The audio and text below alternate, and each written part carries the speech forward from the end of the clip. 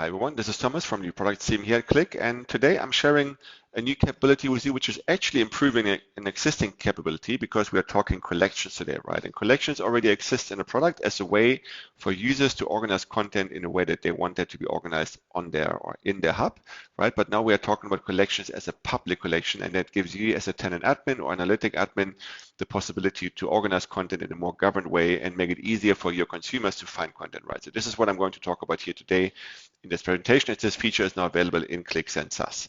So let's have a quick look into one slide, and then I'm doing a regular demo, and then I'm sharing one more slide with you that talks about the outlook and what's coming next here in this area, as this is the first version of public collections that we are shipping. So the first bullet here talks about that you can organize content across spaces. So this is important as collections, and in this case public collections, they will help you to organize apps coming from different spaces in one view, and that makes it easier for your consumers, for your users to find content as they can look at it, in one view, but looking and finding apps across spaces right away. But it's important to say as well that security is still defined within spaces and or by using the fine-grained app level security. So the collection itself doesn't really add another security layer on top, but it's only the organizational or the layer that gives you the way to organize content. The security comes still from spaces and once again, or from the fine-grained app level security. And that means that collections only show up when the user can at least see one item in it, right? So if the user cannot see any of those items in it, they will not be able to see that public collection. As soon as they can see one, they can see it. And I'm going to share this with you, and I'm showing this to you in the demo here.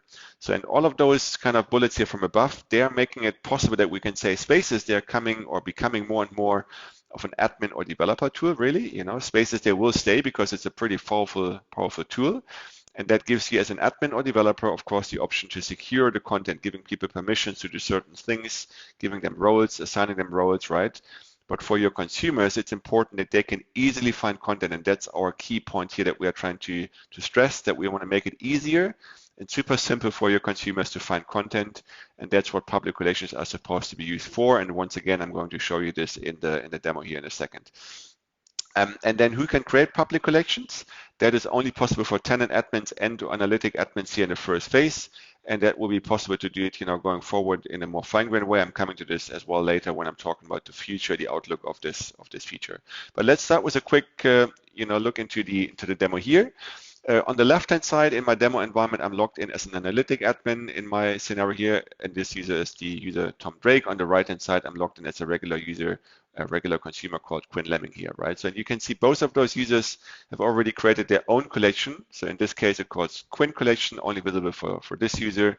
And in this case, I'm already filtering here only on public, but if I would go on all, I would see that Tom has its own private collection here as well. But there's a few public collections already visible. So I'm filtering once again just based on the public. So there's this drop down now available. And what you can see here right away is that this user can see two public collections while the other user can see only one, and the content is different, right? So in this case, the global sales collection has 3 apps in it for this user on the left, but it has only 2 apps in it for the user on the right. And that's because of space permissions in this case, right? So if I open that collection here, the global sales one, I can see 2 apps from 2 different spaces. If I do the exact same here on the left, I can see 3 apps, but from 3 different spaces. And that's once again, because I have access to see the app here in the insurance department space, but the other user do not have permissions to do that, right? So that's the first thing that I wanted to show you, that you can use collections no matter what kind of permissions you have assigned to a user, but the collection can be the same, and based on those permissions, apps will show up or will not show up in this context, right? So this is on an existing public collection. Now let me go back here and let me show you how you create a new collection and make it public. So this is not changing. You create a collection as you do it before. I'm calling this one certified apps. I'm creating this collection now, so this becomes only visible for me at this point, and I have to add at least one app into it before I can make this collection public. So in this case, I'm going to my catalog, and I will take this sales production app and I'm assigning it to a collection. So right now, it's not a public collection, and this is what you can see as well. So if there is already a public collection that you want to assign this to, there's a little globe icon next to it.